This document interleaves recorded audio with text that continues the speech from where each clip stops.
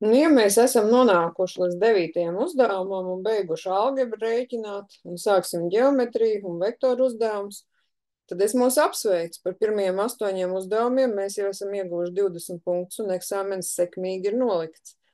Un tad mēģināsim viņu nokārtot ļoti sekmīgi.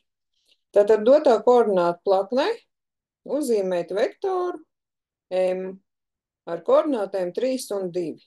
Ko tas nozīmē, ka šādi raksta bez kaut kādiem sākuma punktiem, beigu punktiem, vektors M? Tas nozīmē, ka pa X asi ir 3 vienības, pa Y asi ir 2. 1, 2, 3, 1, 2. Ja mēs liekam no koordinātu sākuma punkta, lūk, mums ir vektors M.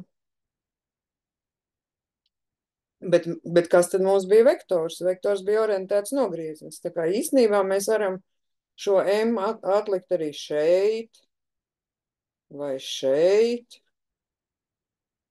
vai šeit, un visi šie būs vektori M.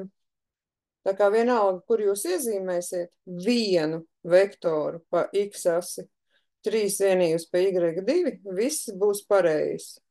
Bet zīmējam vienu. Paldies par uzmanību!